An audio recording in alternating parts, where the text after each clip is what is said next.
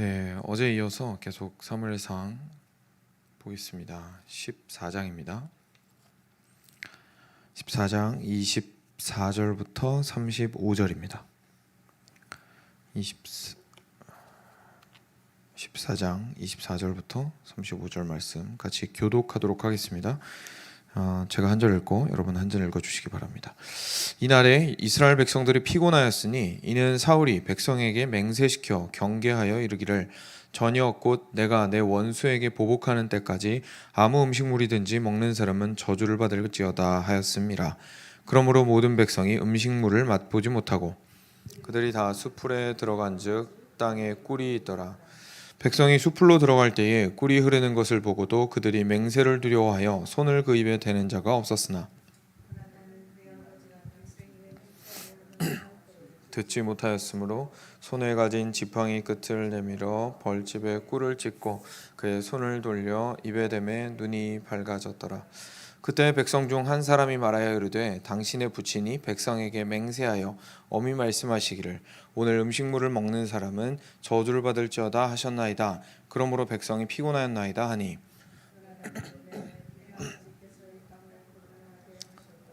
보라 내가 이 꿀 조금을 맛보고도 내 눈이 이렇게 밝아졌거늘 하물며 백성이 오늘 그 대적에게서 탈취하여 얻은 것을 임의로 먹었더라면 블레셋 사람을 사륙함이 더욱 많지 아니하였겠느냐.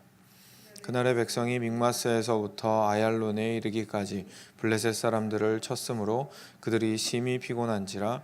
백성이 이에 탈취한 물건에 달려가서 양과 소와 송아지들을 끌어다가 그것을 땅에서 잡아 핏째 먹었더니 무리가 사울에게 전하여 이르되 보소서 백성이 고기를 핏째 먹어 여호와께 범죄하였나이다.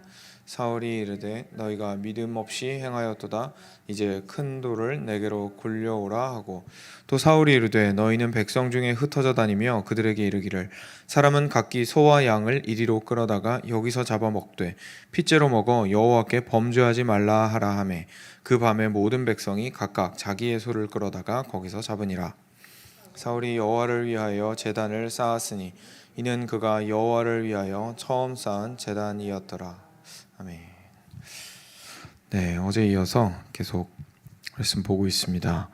저희 어제는 요나단이 어떻게 자신의 삶 가운데에서 그 전쟁 가운데에서 그 무기를 함께 쥐고 있는 그 젊은 자와 함께 자신의 신복과 함께 블레셋 사람들을 대항해서 싸울 수 있었는지 그 마음의 중심에 대해서 조금 살펴보았고요. 오늘은 요나단 이야기도 등장을 하는데 어제 말씀드렸던 것처럼 사울과 요나단이 상당히 대조가 되고 있거든요. 그래서 오늘 말씀을 통해서는 사울의 마음에 대해서도 좀 보게 됩니다. 그래서 같이 말씀 좀 보겠습니다.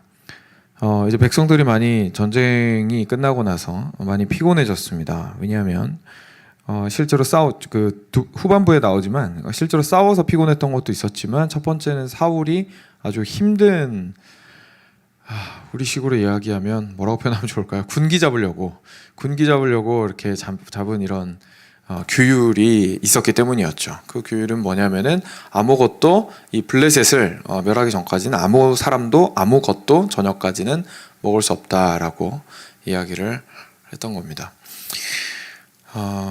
그러면서 정확한 워딩을 보면 이렇게 말하죠. 사울이 이 백성에게 맹세시켜 경계하여 이르기를 이렇게 말합니다. 저녁 곧 내가 내 원수에게 보복하는 때까지 아무 음식물이든지 먹는 사람은 저주를 받을지어다 하였습니다. 그러므로 모든 백성이 음식물을 맛보지 못하고 라고 합니다. 그리고 나서 땅에 꿀이 흐르는 것을 백성들이 발견했습니다. 혹시 가나안 땅을 뭐라고 부르는지 기억나시죠? 젖과 꿀이 흐르는 땅이라고 하는데 실제로 그 땅벌들이 많이 있어서 땅에서 많이 꿀이 났다고 합니다. 그래서 그 꿀을 이제 보고 먹고 싶어도 왜냐하면 그게 이 에너지를 충전을 시켜준다라는 걸 그 동네 사람들이니까 알고 있잖아요. 그 지역 사람들이니까. 그런데 죽을까봐 그 저주를 이제 사울에게서 받을까봐 그리고 이제 왕으로 세워진지도 얼마 되지도 않았는데 그분의 말을 거역하기 힘들었겠죠. 그래서 아주 두려움에 떨면서 그것을 먹지 못하고 있었습니다. 그런데 요나단은 그 이야기를 듣지 못했어요. 뒷부분에 내일 부분이죠. 내일 부분에 요나단이 사울한테 대하는 걸 보면 그 요나단이 아버지의 그런 말을 거역하려는 뜻은 없었다는 것을 내일 본문을 보시면 알게 될 겁니다. 그래서 사울의 이야기를 들었는데도 불구하고 요나단이 이렇게 했을 것이다라고 생각하기 좀 힘들 것 같아요. 그런데 일단 요나단은 그 명령을 못 들었습니다. 아마 우리 무기든 자와 같이 블레셋 그 전방에 갔던 그 시기에 이루어졌던 일이기 때문에 그런 게 아닌가 싶은데요. 그래서 그 이야기를 못 들었는데 이제 꿀을 발견을 한 거죠. 근데 자기도 죽겠거든요. 지금 너무 힘들어서 많이 싸웠기 때문에. 그래서 이렇게 지팡이를 이렇게 내밀어 가지고 꿀을 찍어서 이렇게 다시 이렇게 회수한 다음에 찍어서 먹고는 눈이 밝아졌습니다. 그래서 저희도 아주 피곤할 때 초콜릿 하나 먹고 사탕 먹고 이러면 눈이 갑자기 밝아지는 것들을 경험하게 되죠. 그래서 그리고 얼마나 피곤했고 그러니까 몸에 당이 다 빠져나갔으니까 그거 꿀 먹은 거 가지고도 이제 앞으로 몇 시간은 충분히 기력을 회복할 수 있을 정도의 수준이었던 것 같아요. 그래서 요나단이 그렇게 행합니다. 그랬더니 백성 중에 한 명이 너무 두려워서 요나단한테 이제 말을 해주죠. 왕자님, 지금 아버지께서 이거 금하셨고 이렇게 먹으면은 저주를 받고 죽으리라고 말씀을 하셨습니다. 그랬더니 요나단이 이렇게 이야기합니다. 아버지께서 이 땅을 곤란하게 하셨도다. 내가 이 꿀을 조금 찍어 먹었는데도 이렇게 내가 힘이 나서 눈이 밝아졌는데 만약에 우리가 이거 먹고 힘을 내서 싸웠더라면 오히려 더 많은 블레셋 사람들을 무찌를 수 있지 않았겠느냐라고 지금 이야기를 하고 있습니다. 그리고 나서 저희가 오늘 이야기를 한번 쭉 살펴보고 나서 그 다음에 이제 사울과 요나단을 한번 비교를 해볼게요. 그리고 나서 이제 백성들이 계속해서 치는데 당연히 몸에 힘이 없죠. 드디어 그래도 감사하게도 그 전쟁의 승기는 계속 가지고 왔습니다. 그래서 전쟁에서 완전히 승리를 하긴 했는데 이 싸움에서 전투에서 승리를 하긴 했는데 문제는 이제 저녁이 되어서 완전히 기력이 빠져가지고 기진맥진한 상태가 된 거죠.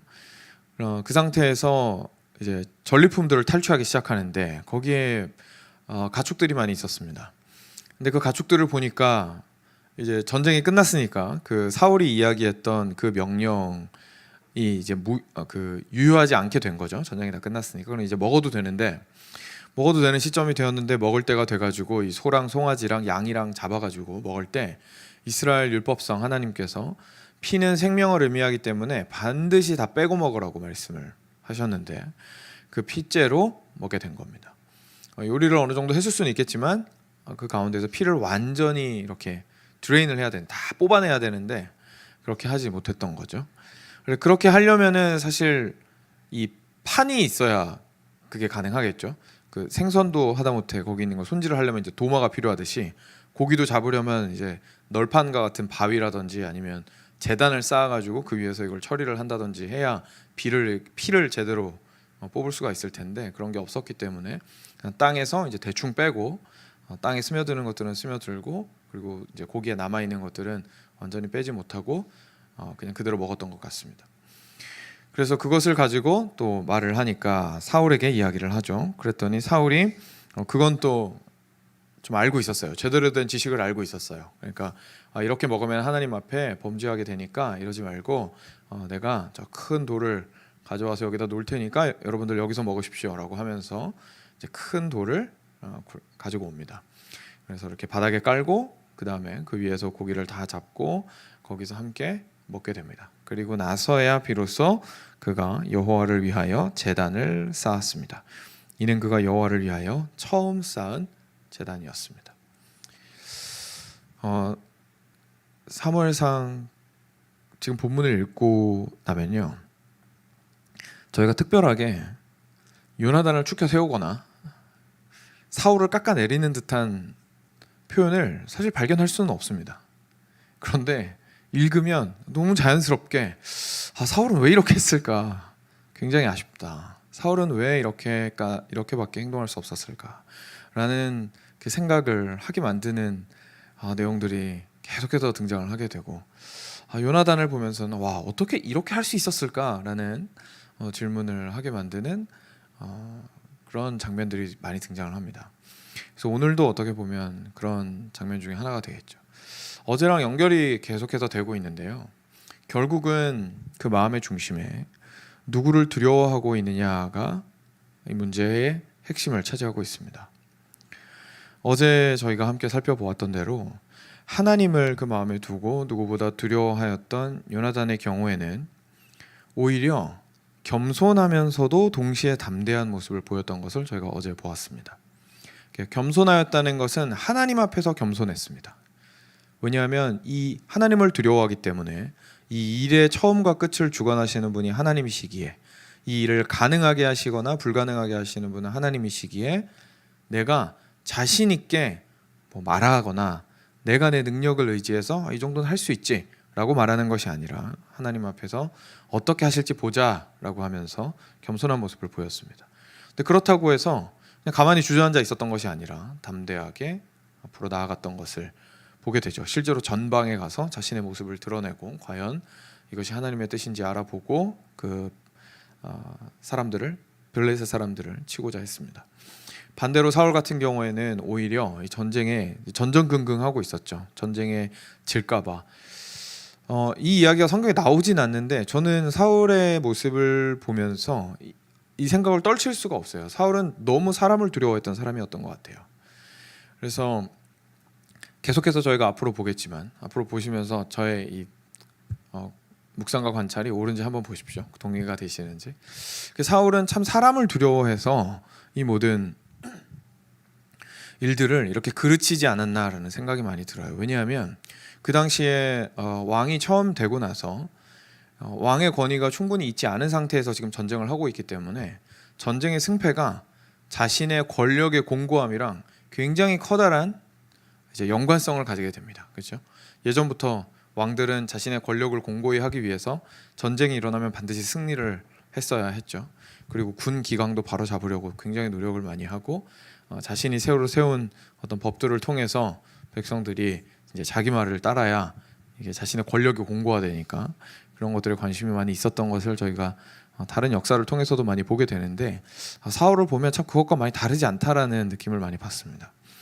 그래서 오늘 같은 경우에 그런 사울이 어떻게 왜곡되게 행동을 했는지를 보게 됩니다. 그래서 오늘 보여준 사울은 첫 번째로 전혀 하나님의 마음을 알지 못한 사람의 모습을 보여주었습니다. 하나님께서는 율법을 통해서 하나님의 뜻과 마음을 보여주셨거든요. 이스라엘 백성들한테. 물론 선지자들을 통해서 저희는 이런 성경을 보면서 이런 생각을 하기 쉽죠. 하나님께서 직접 이렇게 말씀을 입에 넣어주셔서 전달을 하게 하시는 선지자들은 이제 하나님의 마음을 잘 전달하는 사람들이라는 생각을 저희가 쉽게 할 수 있지만 율법이 그런 거다라는 생각은 잘 못하는데 사실 율법이 그런 역할을 했었습니다. 그래서 율법을 깊이 그래서 우리 시편을 보아도 율법을 사랑하고 묵상하고 해야 된다라고 말하는 부분이 많이 나오는 이유 중에 하나가 율법을 통해서 하나님의 마음을 알 수 있기 때문입니다. 하나님께서 무엇을 옳다 하시고 무엇을 그르다 하시고 무엇을 사랑하시고 무엇을 싫어하시고 어떻게 상황을 판단하시고 사람을 판단하시고 어떤 기준을 가지고 계시는지 이런 것들이 율법에 잘 드러나 있습니다. 그래서 그것을 잘 알므로써 이렇게 행동을 했었어야 했을 겁니다. 그리고 그것은 단순히 율법을 지켰다는 데 의미가 있는 게 아니라 그 율법을 주신 그리고 거기에서 드러난 우리 하나님을 경외하고 하나님을 사랑한다라는 것이 율법대로 행함으로써 그 드러나게 되는 거죠. 그런데 율법에는 전쟁 전에 몸을 깨끗하게 하여야 된다라는 말이나 정결규례에 관련된 부분은 있지만 이렇게 싸우기 힘들 정도로 금식을 해가지고 자신의 의를 드러내고 자신이 마치 깨끗한 사람이 된 것처럼 생각을 해서 이 전쟁을 하면 이 신이 우리를 이기게 해줄 것이다 라는 말은 한마디도 없습니다. 오히려 하나님께서는 우리의 육신도 같이 창조하셨기 때문에 음식물을 먹고 실제로 육신이 힘을 얻어서 이 싸움을 싸우기에 하시지 이거를 절대로 육신과 영혼을 이분법적으로 구분을 한 다음에 이거는 영적인 전쟁이니까 너가 금식을 해야 이 싸움에 이길 수 있고 이런 식으로 말씀하신 적 한 번도 없어요. 하나님께서는. 그런데 사울은 지금 그런 식으로 이해하고 있는 겁니다. 지금 뭔가를 해야 하나님을 끌어올 수 있는 어떤 특별한 방법을 써야 하나님께서 이것을 특별하게 도우실 거라고 지금 생각을 하고 있는 것이죠.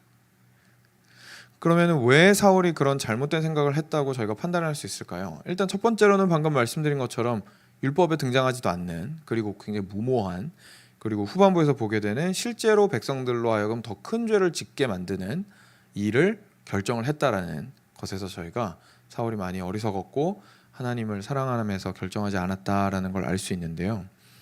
두 번째 저희가 좀 캐치할 수 있는 거는 지금 사울의 표현에서 그렇습니다. 사울이 오늘 본문 첫 부분에 24절에 이렇게 이야기하죠. 내가 내 원수에게 보복하는 때까지 아무 음식물이든지 먹는 사람은 저주를 받을지어다. 여기서 자기 원수라고 이야기하면서 이 싸움이 자신의 싸움이라고 이야기하고 있는 것을 저희가 보게 됩니다.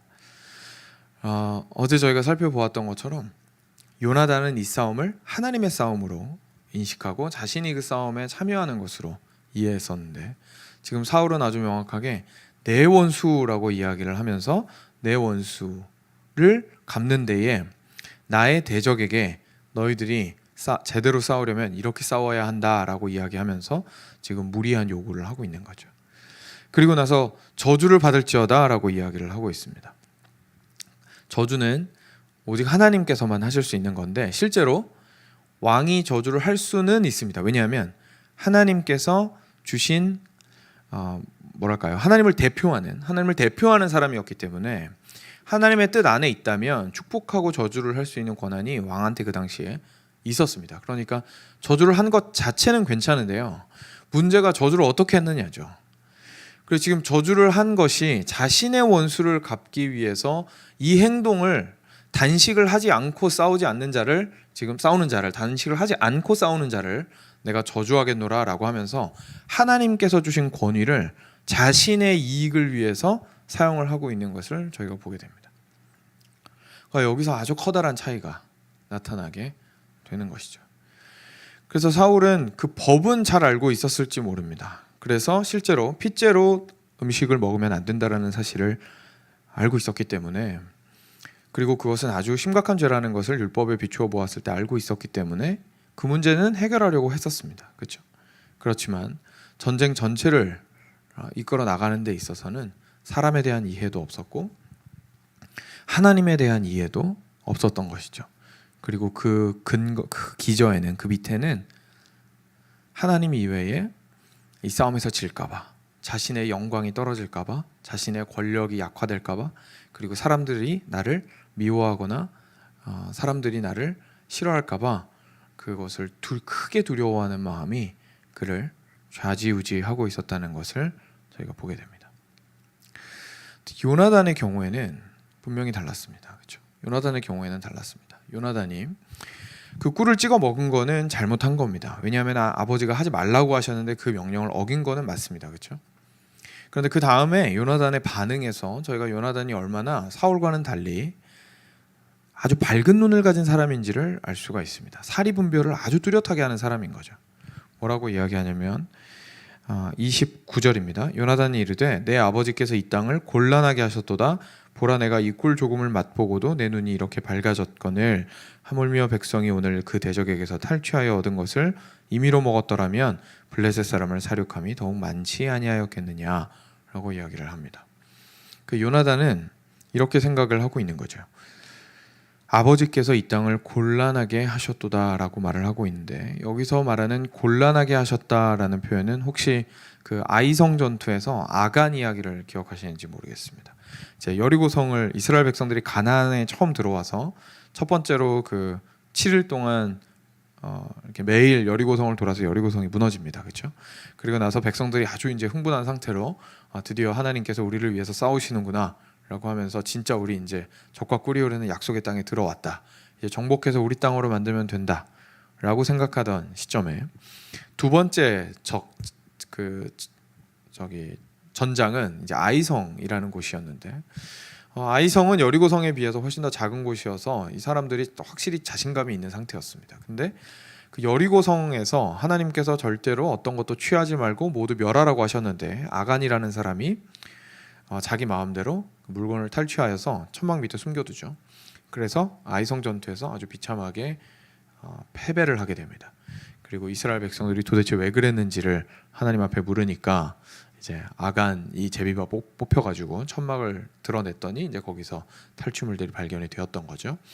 그 부분을 표현할 때 여호수아가 내가 어찌하여 이스라엘을 괴롭게 하느냐라고 이야기합니다. 하나님께 반하는 마음을 가짐으로 말미암아 하나님의 뜻에 거역하는 마음을 가짐으로 말미암아 실제 공동체를 괴롭게 하는 것을 저희가 보게 됩니다. 그런데 그 모습이 오늘 사울에게서도 드러나게 되는 거죠. 사울이 특히나 리더십이었기 때문에 그게 더 중요하게 그리고 더 강한 영향력으로 드러날 수밖에 없었습니다. 그렇죠? 그냥 한 사람이 아간이 그렇게 한 것도 하나님께서 절대 그냥 넘어가지 않으셨는데 지금 그 공동체의 리더십이 된 사울이 중요한 전투를 앞두고 있는 상태에서 이런 어리석은 명령을 내림으로 실제 군사들의 사기를 저하시키고 끌어올리기는커녕 그리고 쓸데없는 두려운 분위기만 만들어내고 그리고 하나님을 사랑하는 마음에서 결정하지도 않았고 여러 가지 문제가 있는 결정들을 하게 되는 것들을 보면서 요나단은 그것을 자기 아버지라고 해서 팔이 안으로 굽은 게 아니라 오히려 하나님 중심으로 생각하고 아버지를 정확하게 판단하는 것을 보게 됩니다. 그래서 내 아버지가 아간이 그러했던 것처럼 지금 공동체를 굉장히 어렵게 하고 계시구나. 안 그러셨으면 좋았을 텐데 라고 이야기를 하게 됩니다. 그래서 이것을 보면서 저희가 두려움이 하는 역할을 한 가지 보게 되는데 바로 저희의 시야를 얼마나 어둡게 만들고 얼마나 밝게 만드느냐를 볼 수가 있습니다. 사람이 두려움에 사로잡히면 제일 먼저 일어나는 일은 눈이 어두워지는 겁니다. 시야가 좁아지기 시작하죠. 그래서 내가 나에게 위험이 되고 내가 두려워하는 그 존재에 모든 집중력이 쏠리게 됩니다.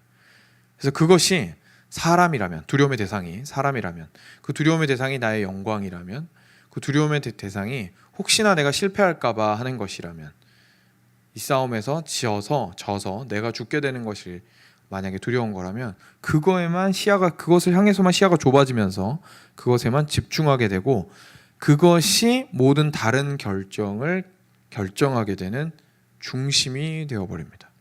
거기에서는 그 어떤 지혜도 기대할 수가 없고 그 어떤 담대함도 기대할 수가 없고 그 어떤 겸손함도 기대할 수 없습니다. 그래서 여기서는 끝까지 이 자리를 지키고 내가 생각하는 이 길로 가야 하기 때문에 어떻게든 자신이 그 자리를 지키고 우겨서라도 거기에서 고집을 피우게 되는 것을 우리가 사울에게서 많이 보게 되죠. 그리고 저희 자신에게서도 그리고 주변에서도 이 두려움에 사로잡힌 사람들의 시야가 좁은 것을 저희가 많이 보게 됩니다. 반대로 하나님을 두려워했을 때는 상황이 완전히 바뀝니다. 저희가 두려워한다라는 것 자체는 같은데, 그렇죠? 저희가 사람을 무엇을 두려워하느냐에서 하나님을 경외하고 두려워할 때에 저희들은 요나단과 같이 오히려 넓은 시야를 가지게 됩니다. 왜냐하면 그것이 내가 책임져야 하는 문제가 아니라 이제는 하나님께서 쥐고 계신 문제가 되기 때문에 그렇습니다. 그래서 하나님을 두려워하고 경외할 때에 이 생과 사의 문제도 하나님께 달려있고 성공과 실패도 하나님께 달려있고 업과 다운도 하나님께 달려있고 그리고 내가 나아갈지 뒤로 후퇴할지 또한 하나님께 달려있으니 내가 평안을 가지고 주님 앞에 나아가리라 라고 할 수 있는 것이죠. 그래서 하나님을 두려워하는 것은 절대로 무모하지 않습니다. 세상은 하나님을 두려워하는 사람을 보고 무모하다고 말할 겁니다. 하지만 오늘 요나단을 통해서 보듯이 오히려 하나님을 두려워하는 사람이 더 상황을 클리어하게 볼 수 있고 더 넓게 볼 수 있고 더 깊이 볼 수 있고 실제로 그 안에서 상황에 매몰되지 않을 수 있고 그리고 그 상황에서 어떻게 하는 것이 더 옳은 것인지에 대해서 잘 판단할 수 있는 비전까지도 가지게 되는 것을 저희가 보게 되는 거죠. 이것이 우리가 하나님을 두려워하였을 때에 얻게 되는 것입니다. 그리고 마지막으로 그런 모습이 어디에서 가장 잘 드러날까요? 바로 사실 하나님께 구약에서는 특히나 하나님께 언제 제단을 쌓았느냐에서 많이 드러납니다. 사울은 일 다 끝나고 자기도 실수도 하고 백성들도 죄 다 지을 거 다 짓고 이제 전쟁 다 끝나고 나서 비로소 이제서야 생각이 나서 제단을 쌓고 하나님께 감사하였습니다. 그것도 중요합니다. 안 쌓는 것보다 낫죠. 그렇지만 우리가 아브라함에게서는 어떤 모습을 보죠? 믿음의 조상인 옮길 때마다 그곳에서 가장 먼저 하나님께 제단을 쌓았던 모습들을 보게 됩니다. 원래 그런 전통들이 계속 있어 왔는데 사울은 마음이 조급할 수밖에 없죠. 하나님을 두려워하는 것이 아니라 지금 사람을 두려워하니까 상황 안에서 자꾸 조급한 겁니다. 조급하니까 당연히 하나님 앞에 첫 것을 드릴 수가 없는 거죠.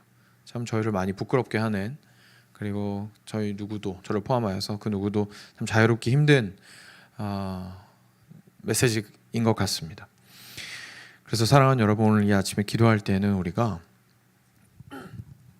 여호와를 과연 내가 경외하고 있는가, 또는 다른 무엇을 두려워하고 있는가를 한번 살펴보시기 바랍니다. 그리고 그것을 살펴보실 때에는 이 부분을 한번 스스로에게 질문해 보셨으면 좋겠습니다. 과연 나는 상황이 일어나기 전에, 상황에 들어가기 전에 과연 나는 하나님 앞에 그 첫 시간을 내려놓고 주님, 당신만을 두려워하게 하시고 경외하게 하옵소서, 이 일의 승패가 주께 달려 있습니다 라고 고백하면서 그 시작을 하고 있는지, 아니면 일이 다 끝나고 나서야 비로소 하나님 앞에 가서 하나님, 어쩌다가 지금 제가 이렇게 실패를 했습니까 하고 원망도 하고, 잘하게 해주셔서 감사합니다 라고 그제서야 감사하고 있는지, 과연 무엇이 정말로 하나님을 두려워하는 사람의 모습인지를 한번 생각을 해보셨으면 좋겠습니다.